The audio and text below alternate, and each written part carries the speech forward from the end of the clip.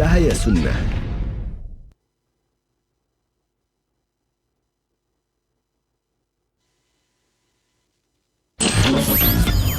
Kajian Islam ilmiah di Roja TV dan Radio Roja. Sesungguhnya rasa takut yang sebenarnya adalah engkau takut kepada Allah, sehingga rasa takutmu tersebut menghalangi antara dirimu dengan kemaksiatan, untuk melakukan kemaksiatan kepada Allah Subhanahu wa Ta'ala.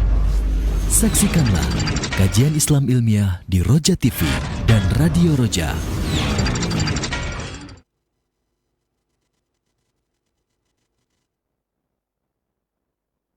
Bismillahirrahmanirrahim. Assalamualaikum warahmatullahi wabarakatuh. Ikhwatal Islam, azani Allahu wa iyyakum. Alhamdulillahirabbil alamin, hamdan katsiran thayyiban mubarakan fih kama yuhibbu rabbuna wa yarda, wassalatu wassalamu ala asrofil mursalin wa ala alihi wa ashabihi ajma'in wa man tabi'ahum bi ihsanin ila yaumil qiyamah, amma ba'du.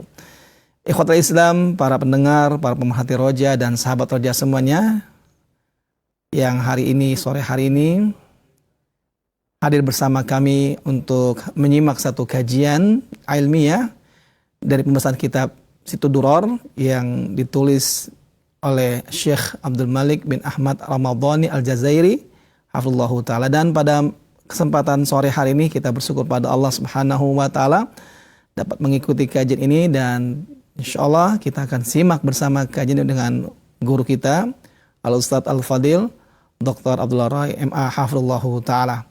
Ikhwatal Islam, azani Allah wa iyyakum. Pada sore hari ini insyaallah beliau akan membahas satu tema dengan judul mengikhlaskan agama untuk Allah Subhanahu wa ta'ala. Dan tentunya di kesempatan sore hari ini kami hadirkan di ruang dengar Anda dan layar televisi Anda. Kajian ini bisa Anda ikuti bersama, dan insyaallah di akhir kajian kami akan membuka sesi interaktif soal jawab bagi Anda yang ingin bertanya. Bisa menghubungi kami di 0218236543, ataupun Anda dapat mengirimkan pertanyaan melalui chat WA di 0218236543. Ikhwatal Islam, azani Allah wa iyyakum. Untuk selanjutnya kita akan simak bersama, dan kepada Ustadz kami persilakan, falyatafadhal mashkuran. Bismillahirrahmanirrahim. Assalamualaikum warahmatullahi wabarakatuh.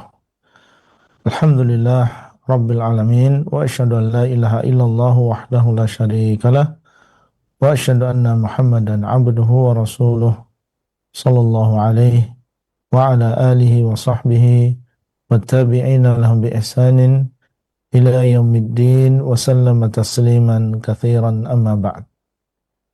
Alhamdulillah, kita bersyukur kepada Allah Subhanahu wa ta'ala yang memudahkan pertemuan kita pada sore hari ini.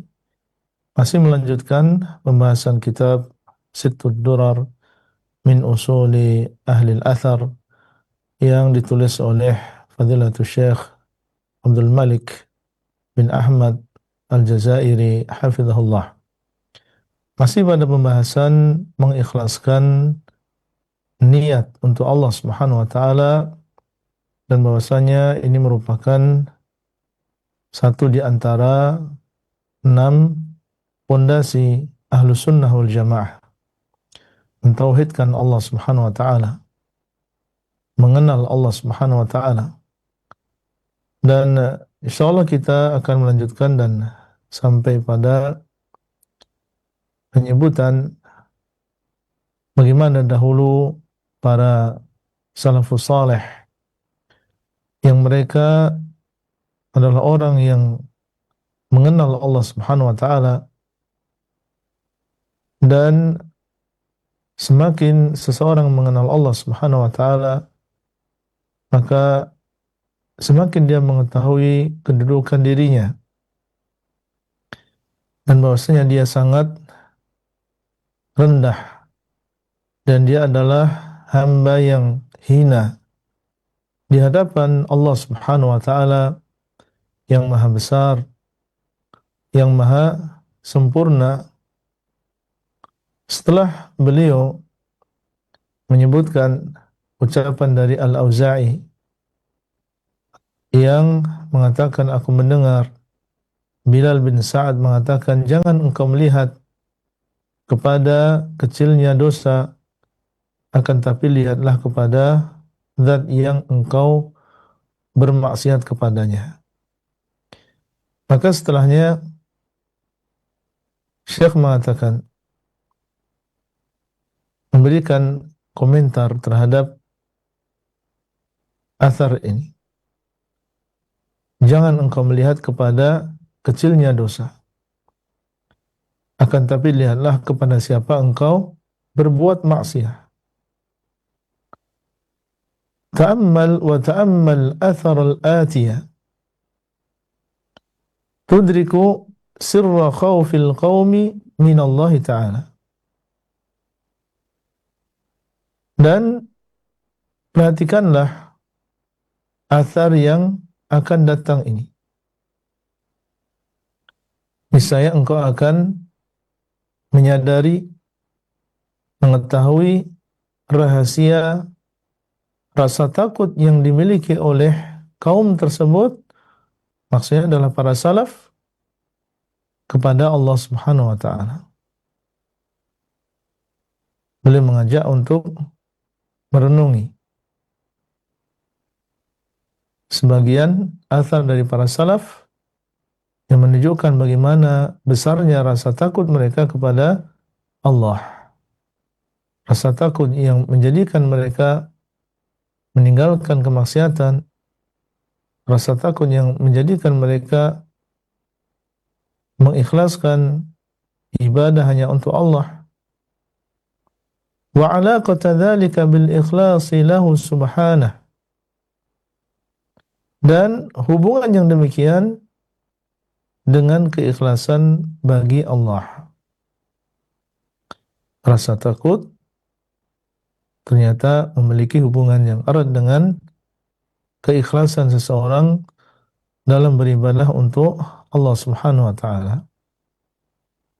Qala Yahya ibnu Mu'adz Ar-Razi, berkata Yahya ibnu Mu'adz Ar-Razi, kaifa yunjini amali, bagaimana amalku akan menyelamatkan aku? Beliau sebagai seorang muslim beramal, menuntut ilmu, mengajar, salat, berpuasa dan lain-lain. Tapi beliau adalah orang yang mengenal Allah. Dan orang yang mengenal Allah maka dia mengenal rendahnya seorang hamba di hadapan Allah Subhanahu wa Ta'ala. Bagaimanapun dia beramal.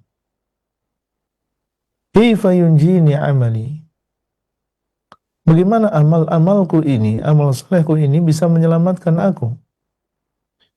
Wa ana baina hasanatin wa sayyi'ah, sedangkan aku berada antara kebaikan dan juga keburukan. Fasayyi'ati la hasanata fiha, aku mungkin berbuat buruk, mungkin berbuat baik. Maka keburukan-keburukanku, dosa-dosaku, la hasanata fiha, tidak ada kebaikan di dalamnya. Itu adalah dosa, itu adalah maksiat. Tidak ada kebaikan di dalamnya.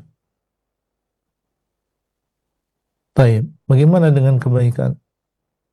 Fahasanati makhlutatun bisayyi'at. Sementara kebaikan-kebaikanku, amal solehku dicampuri dengan kejelekan.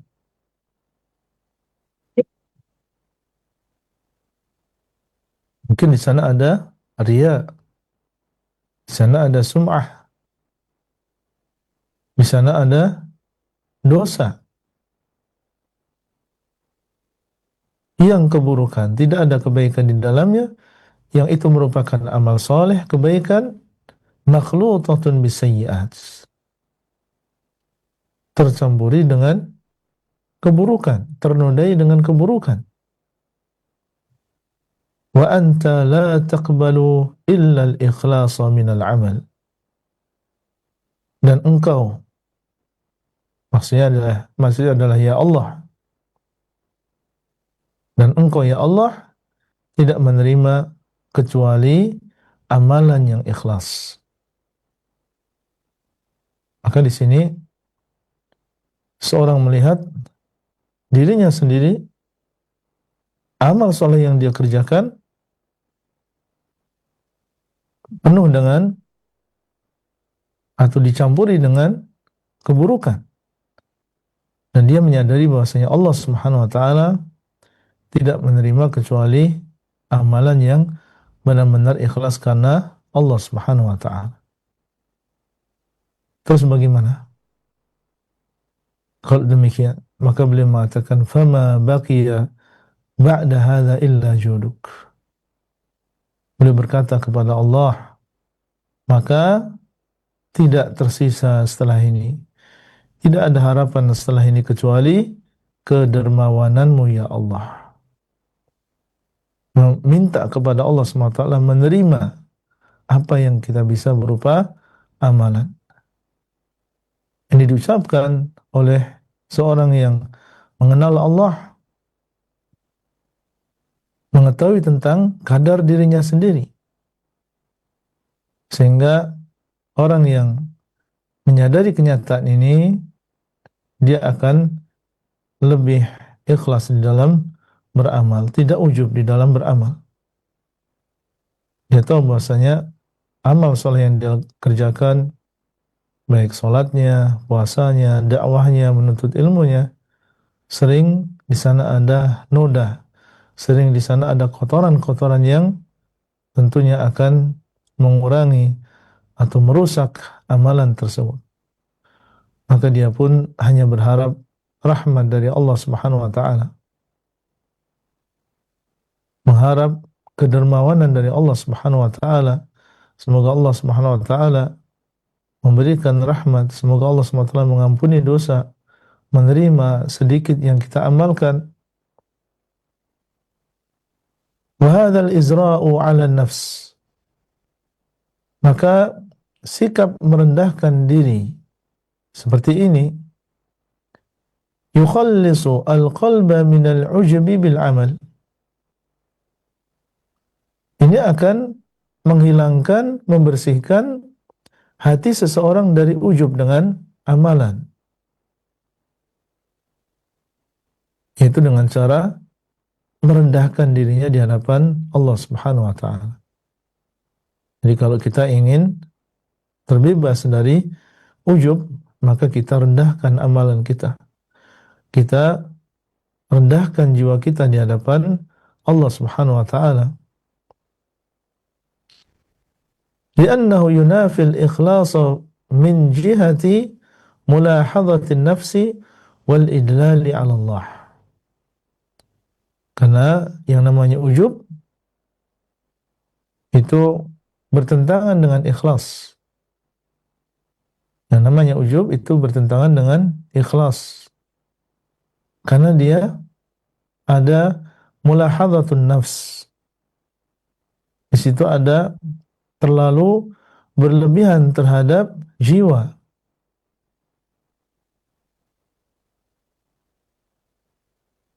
Ma'a anna kulla fadlin asabahu al-mar'u fa min Allah.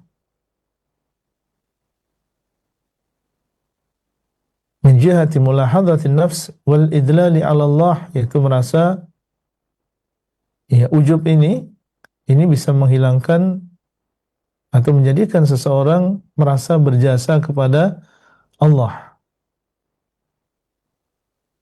Ujub ini bisa menjadikan seseorang yang merasa berjasa kepada Allah SWT. Padahal dia bisa mengamalkan, Allah SWT dialah yang memudahkan. Ma'a anna kulla fadlin asabahu al-mar'u fa min Allah. Padahal setiap keutamaan yang didapatkan oleh seorang hamba, maka itu adalah berasal dari Allah Subhanahu wa taala. Dia bisa beramal, dia bisa sholat, dia bisa puasa, dia bisa menuntut ilmu, berdakwah. Allah Subhanahu wa taala yang menolongnya, yang memudahkan dia. Lalu bagaimana dia masih ujub terhadap amalan dia sendiri? Qala Allah Ta'ala, Allah SWT mengatakan, wa ma bikum min ni'matin faminallah, dan nikmat apa saja yang ada pada kalian maka itu berasal dari Allah Subhanahu wa taala. Walidzalika fa inna iblisa idza a'yahu irghamu anfil 'abidi fil ma'siyah. Oleh karena itu sesungguhnya iblis apabila dia merasa kesulitan untuk menyeret seorang hamba kepada kemaksiatan, wa ra'ahu munqati'an li'ibadati rabbih, dan melihat hamba tersebut dalam keadaan dia fokus, tekun dalam melakukan ibadah kepada Allah Subhanahu wa taala. Mau diseret kepada kemaksiatan sulit. Tapi dilihat oleh iblis bahwasanya orang ini senang dengan ibadah. Apakah iblis kemudian putus asa?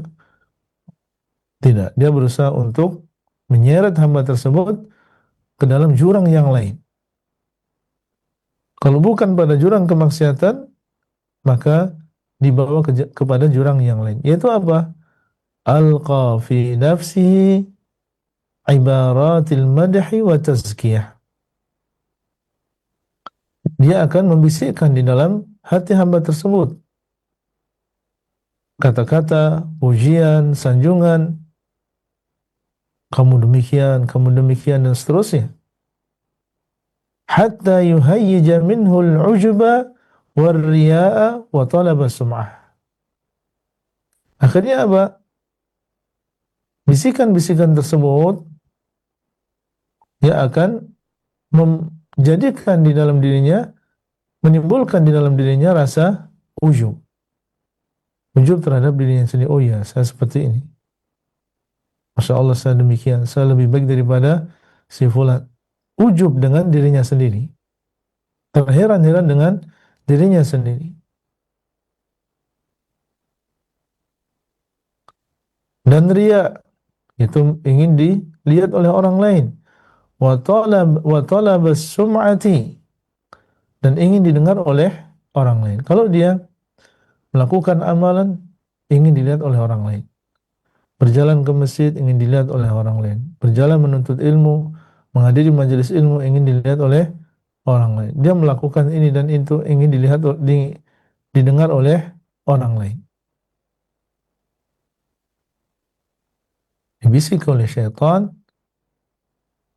kalimat-kalimat yang indah, yang isinya adalah pujian, sanjungan, akhirnya timbullah perasaan-perasaan tersebut. Wala yazalu yurawiduhu an dzalik. Maka senantiasa syaitan tersebut membujuk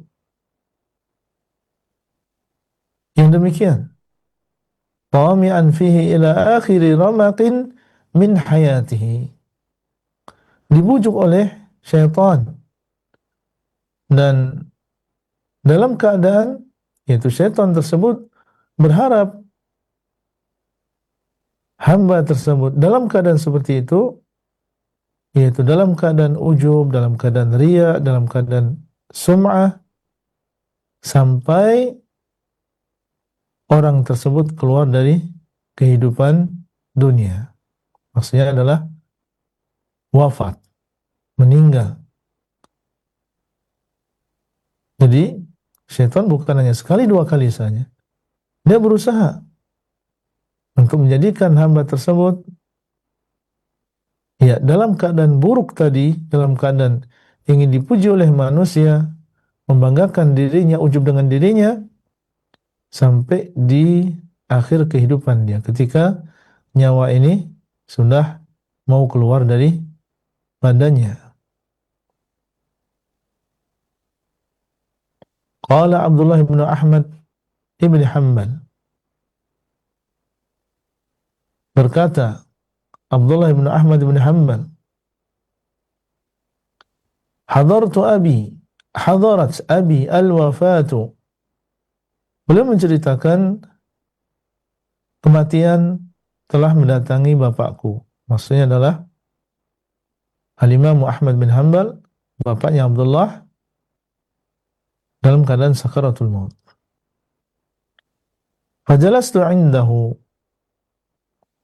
maka aku pun duduk di samping bapakku.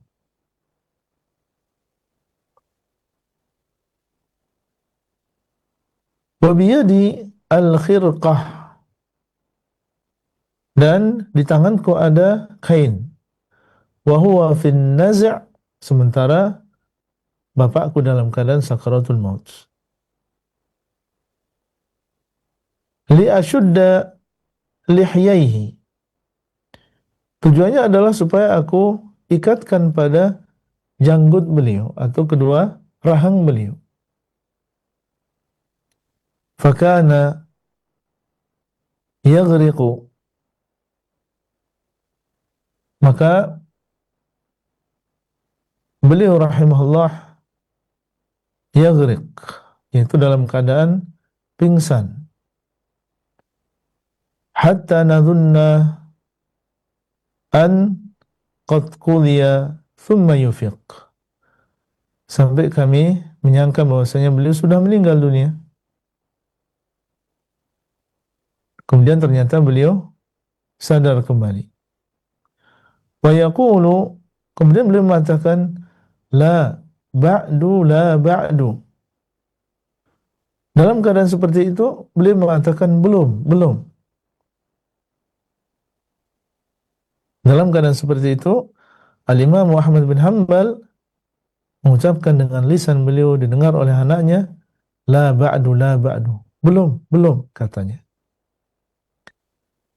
Fafa'ala hadha marratan wa thaniyah. Beliau mengucapkan yang seperti ini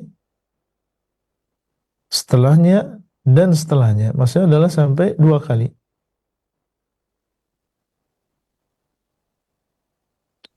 Falamma kana fi tsalitsah, ketika beliau mengucapkan yang ketiga kalinya, qultu lahu, aku pun berkata kepada bapakku, ya abati, wahai bapakku, ish hadha alladhi qad lahajta bihi fi hadha alwaqt.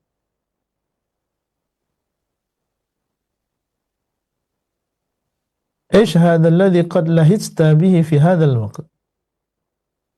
Wahai bapakku, apa gerangan yang engkau ucapkan di saat seperti ini? Ternyata Al-Imam Ahmad rahimahullah masih dalam keadaan berakal, masih dalam keadaan sadar. Ditanya oleh anaknya demikian. Faqala li, maka bapakku pun berkata kepadaku, ya bunayya, ma tadri,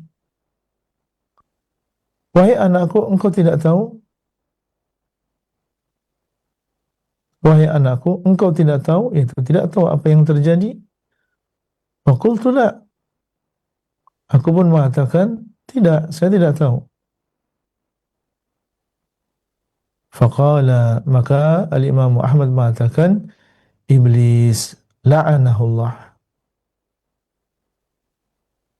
Yang terjadi adalah Iblis, semoga Allah melaknatnya, kata Imam Ahmad. Qama bihidai 'adhan ala anamilihi. Iblis berdiri di hadapanku sambil menggigit jari-jarinya. Sambil menggigit jari-jarinya. Ini diceritakan oleh Al-Imam Ahmad dan beliau dalam keadaan sadar. Yaqulu ya Ahmad. Dia mengatakan, dan ini termasuk godaan iblis yang sangat halus. Tidak memahami yang seperti ini kecuali orang-orang yang diberikan taufik oleh Allah Subhanahu wa taala. Ini menjadi pelajaran bagi kita semua dalam kehidupan kita sehari-hari, waspada dengan godaan iblis yang sangat halus ini. Ya Ahmadu, Iblis mengatakan dalam keadaan Al-Imam Ahmad di akhir kehidupan beliau, dan tidak ingin Iblis menyia-nyiakan kesempatan ini. Mungkin saja dia berhasil menggoda Al-Imam Ahmad di akhir kehidupan Al-Imam Ahmad. Dia mengatakan futtani, engkau telah selamat dariku. Subhanallah, engkau telah selamat dariku. Ini kata Iblis. Apa tujuan Iblis mengatakan yang demikian? Supaya Al-Imam Ahmad merasa ujub dengan amalannya. Oh, berarti saya hebat, saya berhasil selamat dari godaan iblis. Sampai iblis pun mengatakan, futtani, engkau telah selamat dariku, wahai Ahmad. Itu tujuan iblis, yang mungkin kebanyakan kita tidak menyadari yang demikian.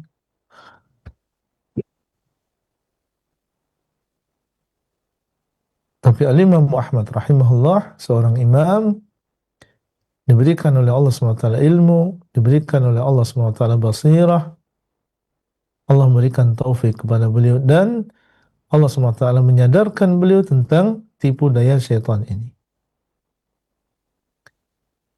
Wa ana aqul, dan aku mengatakan, la ba'du, belum. Ini yang diucapkan oleh Al-Imam Ahmad. Belum selesai itu. Permusuhan antara saya dengan kamu, wahai iblis, belum selesai. Ini adalah termasuk usahamu.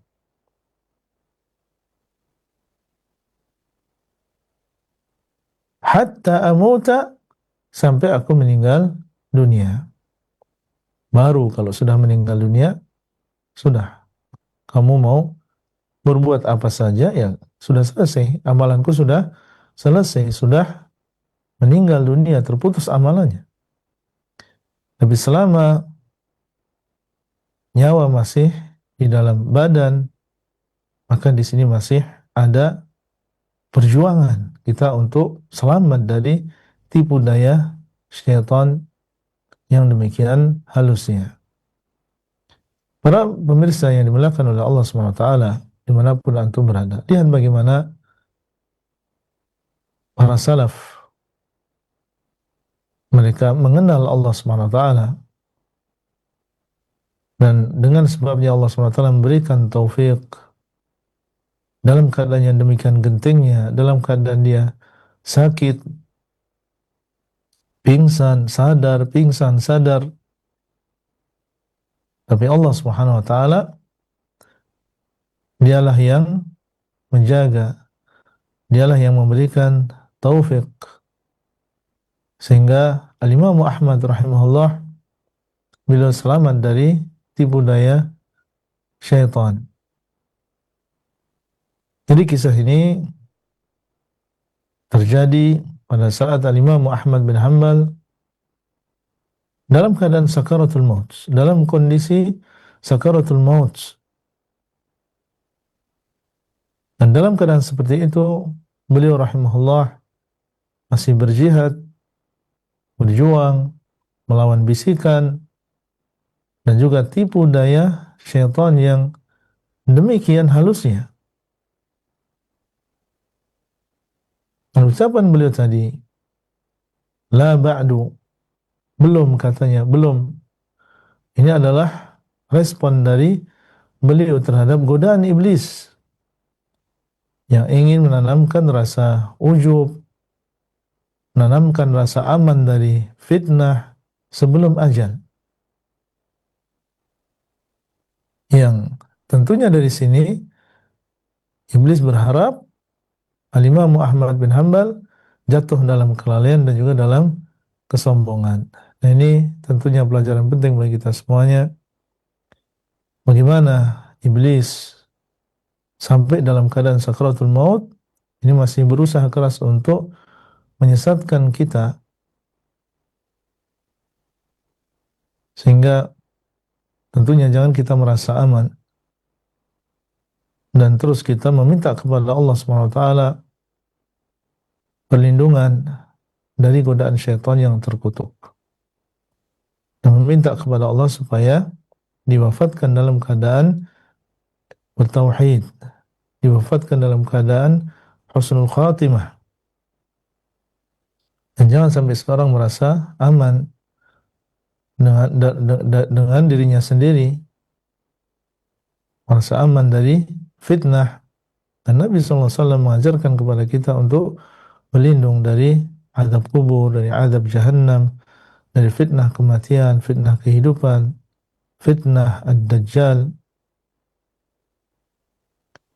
Dan setelahnya beliau mengatakan, وَمَنْ تَذَكَّرَ هَذَا وَمَا كَانَ عَلَيْهِ الْأَنْبِيَاء عَلَيْهِمُ الصَّلَاةُ وَالسَّلَامُ. Maka barang siapa yang mengingat yang demikian dan mengingat keadaan para nabi minat tadhkiri bit tauhidi wat tawsiyati bihi hatta 'inda mamatihim kama sabaqa. Mengingat keadaan para nabi berupa peringatan dengan tauhid dan berwasiat dengan tauhid sampai ketika di ujung kehidupan mereka, sebagaimana telah berlalu. Sebelum mereka meninggal dunia, mereka masih mengingatkan tentang tauhid, masih berwasiat dengan tauhid seperti yang dilakukan oleh Nabi Ya'qub. Ma ta'buduna min ba'di, berkata kepada anak-anaknya, apa yang kalian sembah setelahku? Qalu na'budu ilahak wa ilaha abaika Ibrahim wa Ismail wa Ishaq ilaha wahida. Itu yang diucapkan oleh putra-putra beliau setelah diingatkan oleh bapaknya.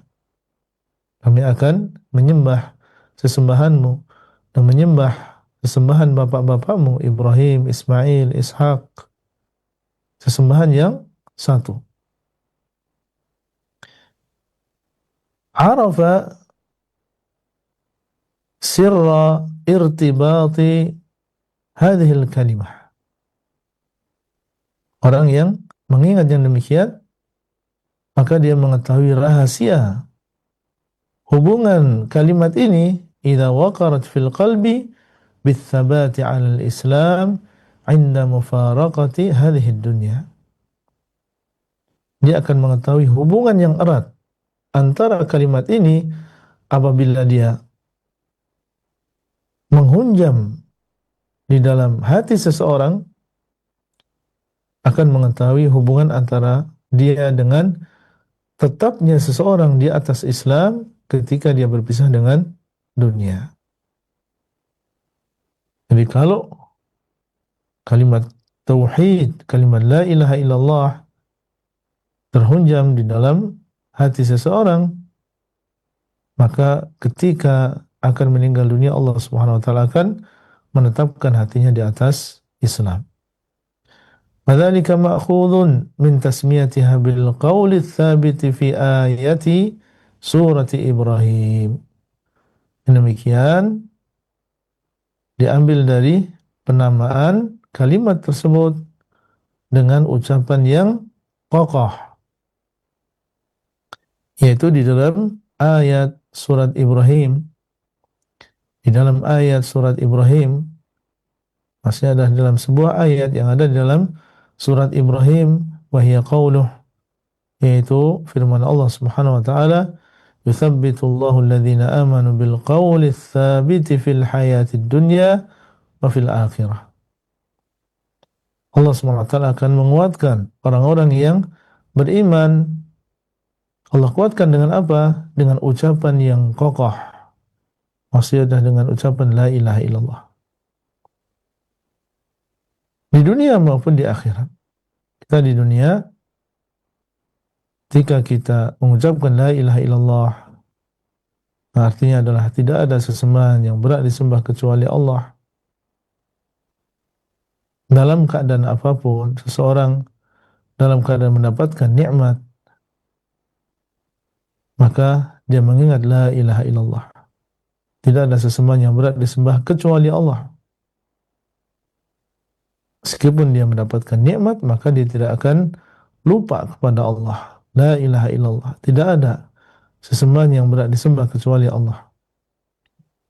Justru kenikmatan yang datang semakin meneguhkan dia untuk mentauhidkan Allah. Sebaliknya ketika dia mendapatkan musibah, maka musibah tersebut tidak memalingkan dia dari tauhid, la ilaha illallah. Dia ditimpa musibah, diberikan sakit oleh Allah, diambil sebagian hartanya oleh Allah, diambil sebagian keluarganya oleh Allah. Allah menguatkan dia dengan la ilaha illallah. Tidak ada sesembahan yang berhak disembah kecuali Allah. Bagaimanapun musibah yang menimpa, maka dia akan terus mentauhidkan Allah Subhanahu wa taala.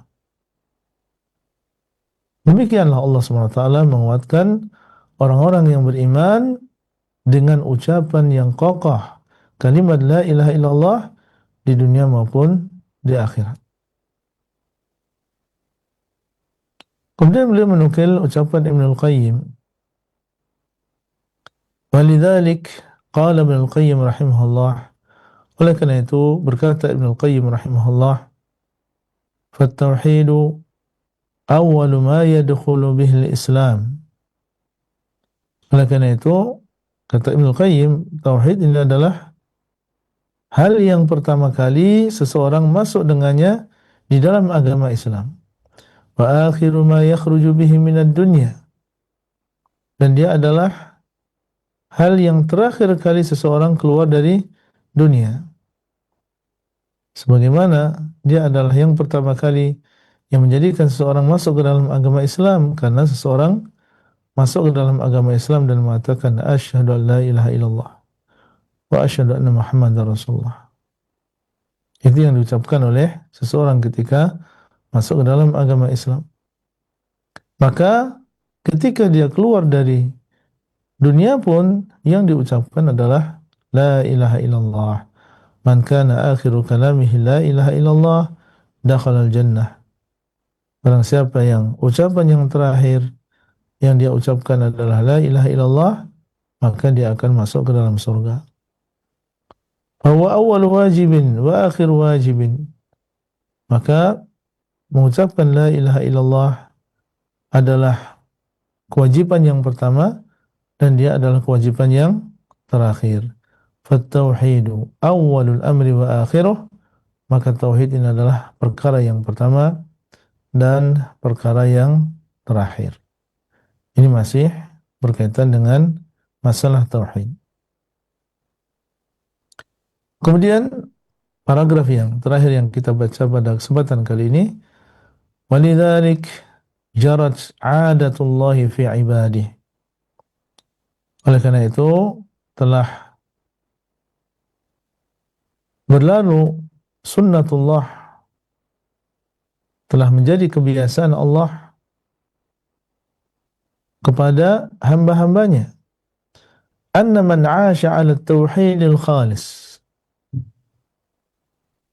bahwasanya orang yang hidup di atas tauhid yang murni, walam yudannishu bi syubuhati ahli at-ta'wil wa at-ta'til wa at-tamthil, dan tidak mengotori tauhid tersebut dengan syubhatnya orang-orang yang mentakwil, orang-orang yang mengingkari, dan orang-orang yang menyerupakan Allah SWT dengan makhluk.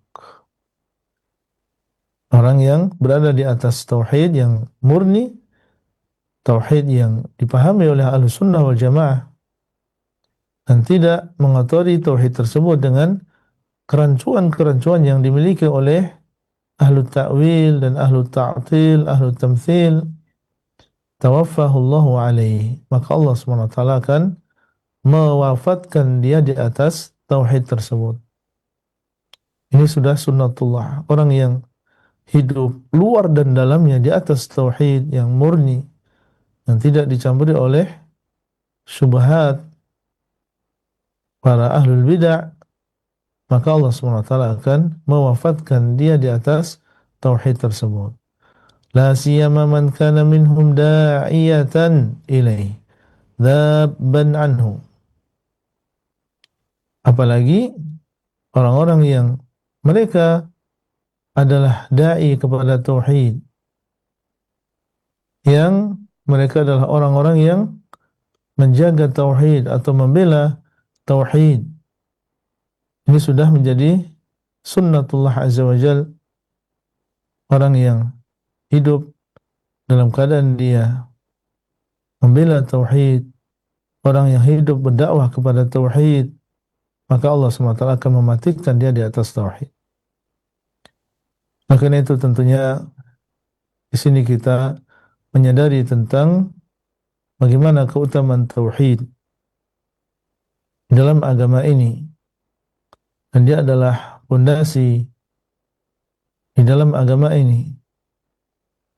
Dia menjadi awal masuknya seseorang ke dalam agama Islam dan akhir ucapan seseorang sebelum meninggal, dan husnul khatimah seseorang tergantung dan berkaitan erat dengan tauhidnya dan juga menjaga kemurniannya. Dan di sini kita mengetahui keutamaan berdakwah kepada tauhid dan membela tauhid.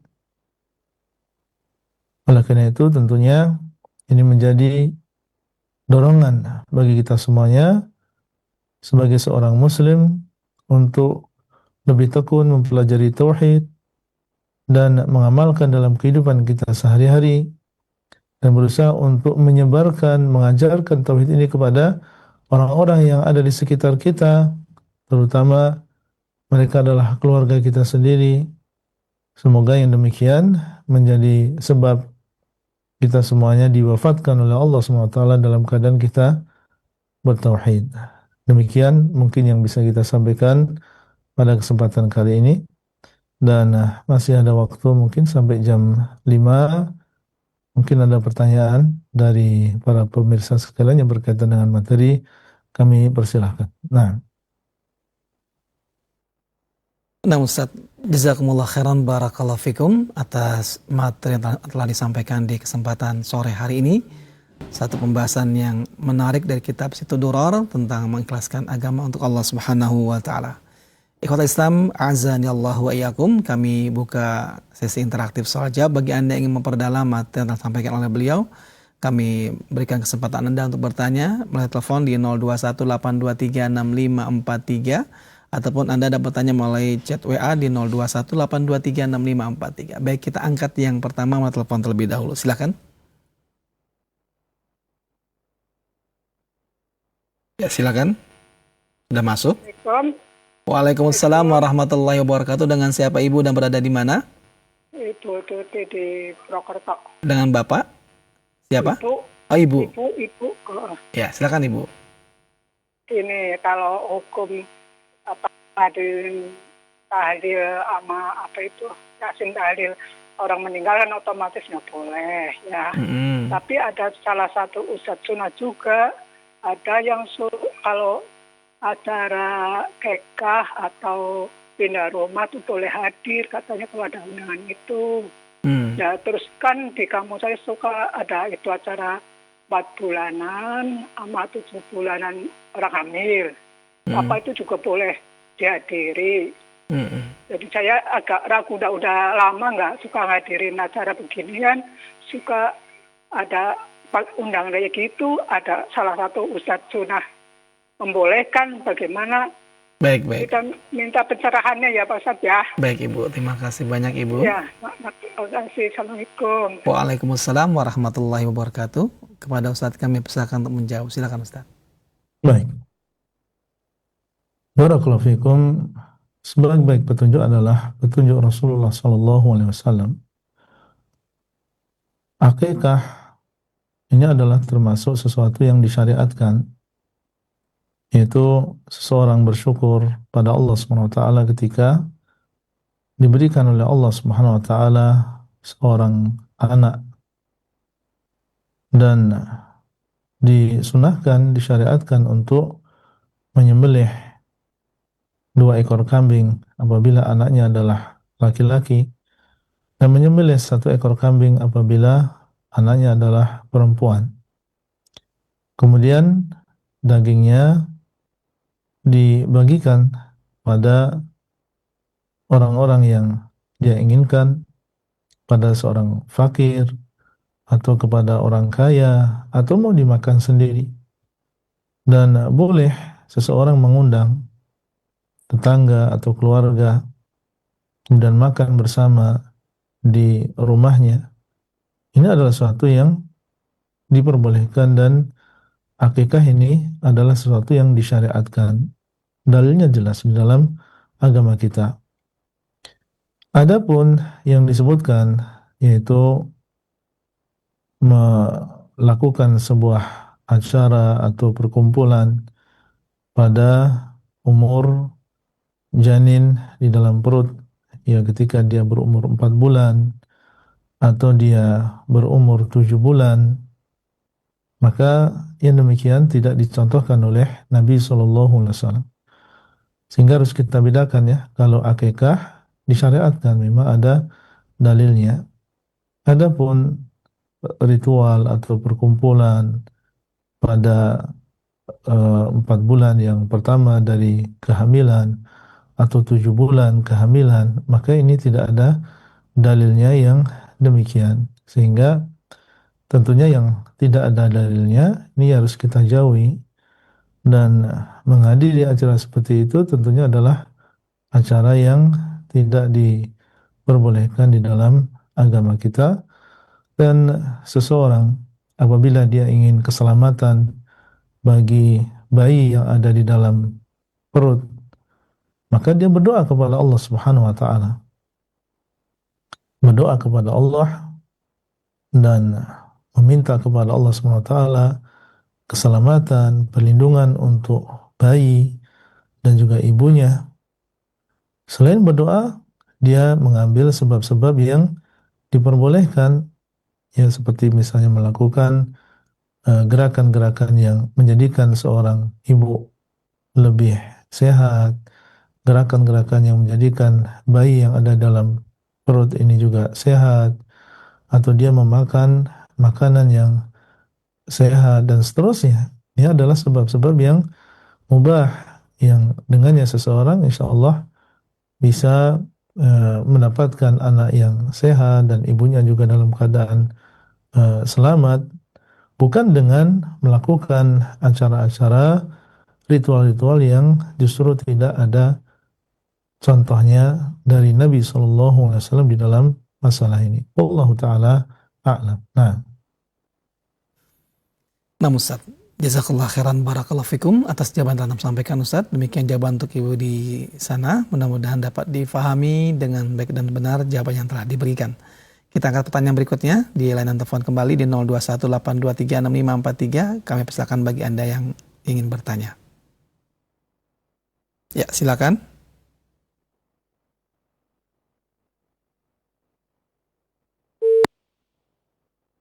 Baik. Baik, Ustaz, kita angkat satu pertanyaan Ustaz dari penanya kita Ustaz. Ustaz, bagaimanakah memahami bahwa mengikhlaskan agama bukan hanya urusan ibadah ritual saja, tapi juga akhlak, muamalah, dan untuk perjuangan hidup Ustaz? Silakan Ustaz. Ulang pertanyaannya.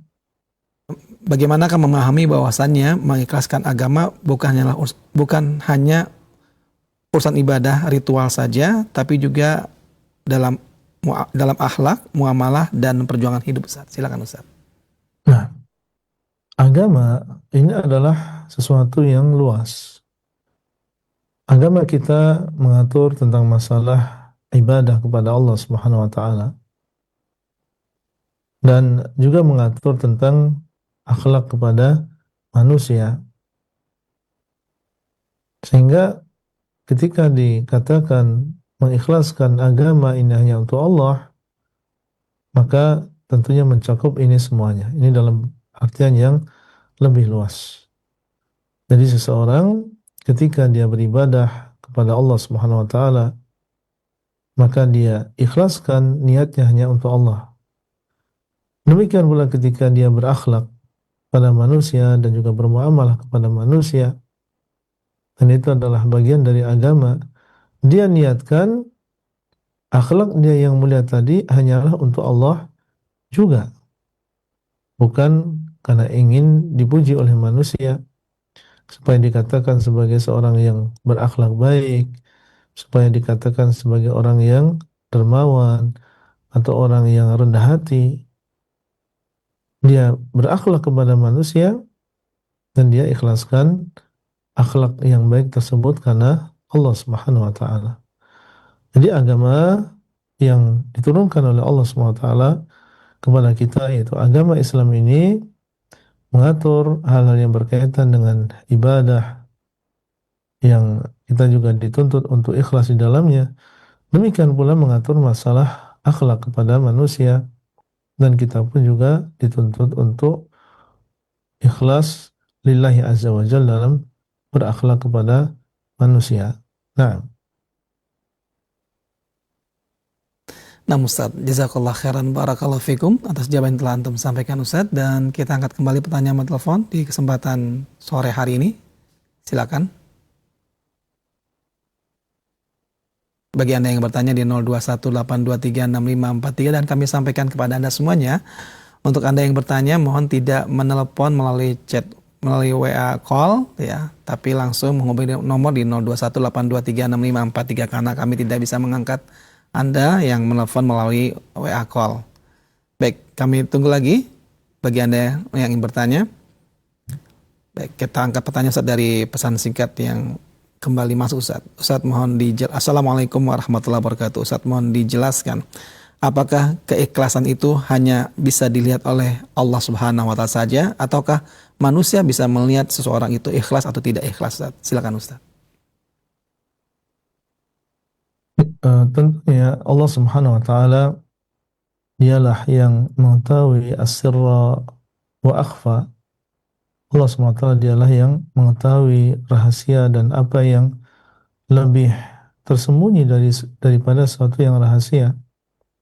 Dan Allah Subhanahu wa taala dialah yang alimun bidzatis sudur. Allah Subhanahu wa taala dialah yang Maha mengetahui apa yang ada di dalam dada-dada manusia.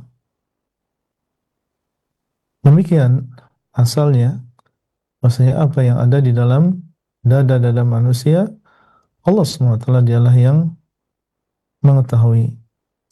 Namun terkadang keikhlasan yang ada di dalam hati seseorang nampak di dalam apa yang ada di dalam anggota badannya.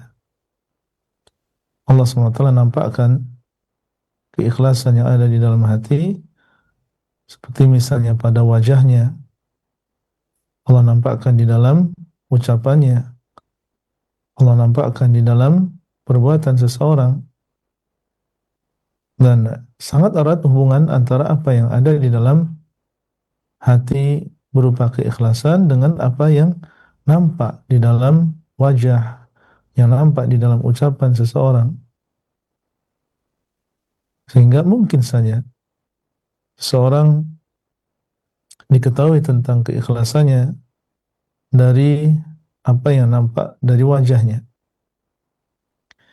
atau dari ucapannya atau dari perbuatan anggota badannya, sehingga diketahui bahwa si fulan ini insyaallah adalah orang yang ikhlas, tidak ada niat sedikit pun untuk selain Allah Azza wa Jalla. Dan tentunya seorang hanya bisa melihat yang zahir, dan hakikat yang sebenarnya tentunya adalah Allah SWT saja. Dialah yang lebih tahu, dan seorang hanya bisa mengatakan semoga bahwasanya si fulan ini adalah termasuk orang-orang yang ikhlas karena Allah Subhanahu wa taala. Adapun seorang memastikan dan menjazam dan memastikan bahwa si fulan adalah seorang yang benar-benar ikhlas, maka tentunya yang demikian tidak dilakukan. Hendaknya dia berdoa dan mengatakan semoga si fulan adalah termasuk orang-orang yang ikhlas. Wallahu taala a'lam. Nah, Nah, Ustaz, jazakumullah khairan barakallahu fikum atas jawaban yang telah Antum sampaikan, Ustaz. Kita angkat pertanyaan kembali melalui telepon di 0218236543. Baik, pada Anda yang sudah masuk, kami persilakan. Ya. Silakan.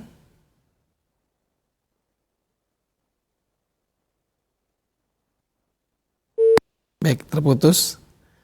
Kami berikan kesempatan kembali kepada Anda.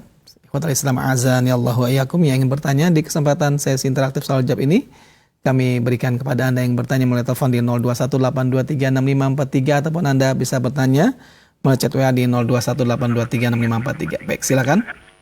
Assalamualaikum warahmatullahi wabarakatuh. Waalaikumsalam warahmatullahi wabarakatuh. Dengan siapa Ibu dan berada di mana?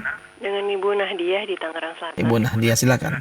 Ustaz izin bertanya, jadi di keluarga saya itu sering mengadakan acara kumpul keluarga besar untuk bersilaturahmi.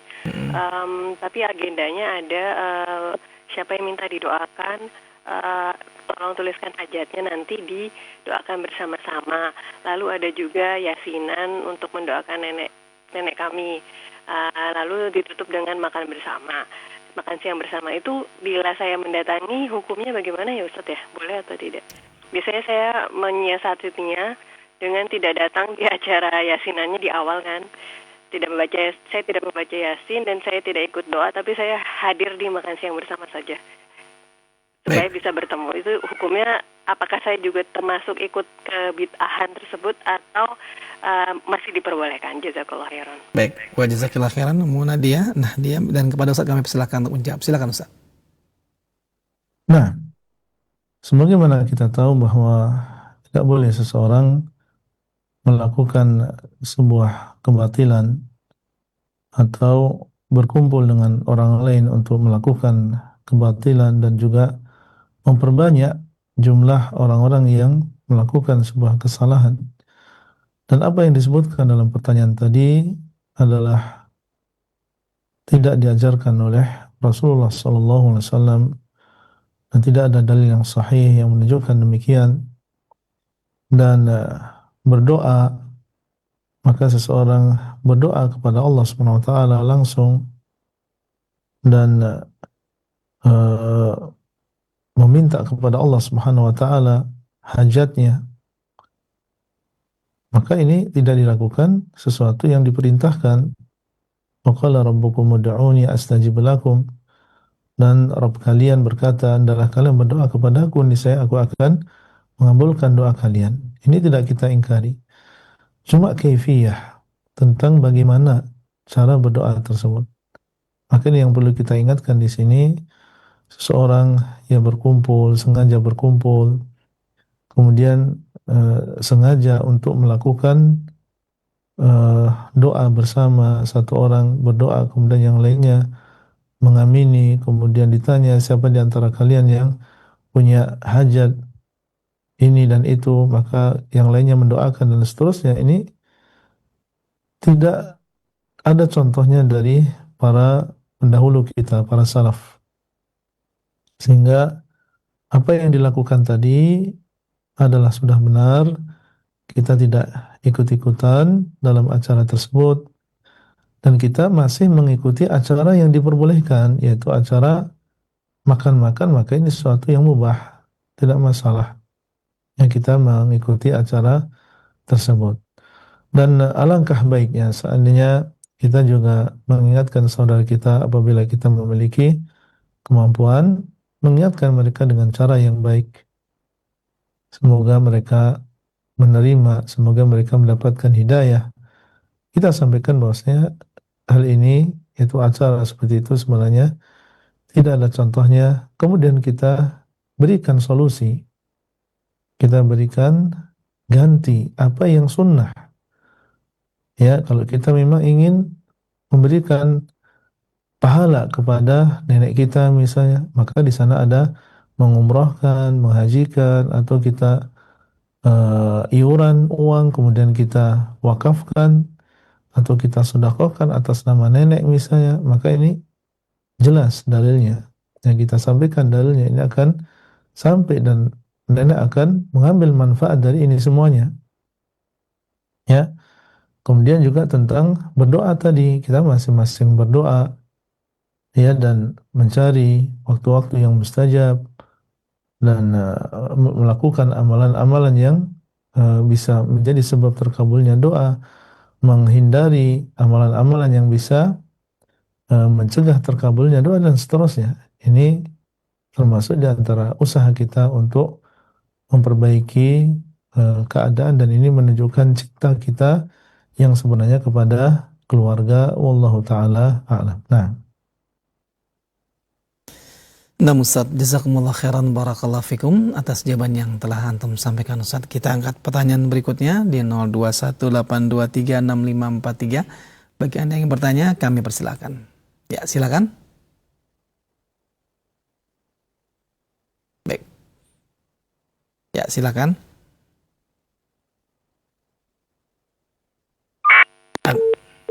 Baik, terputus.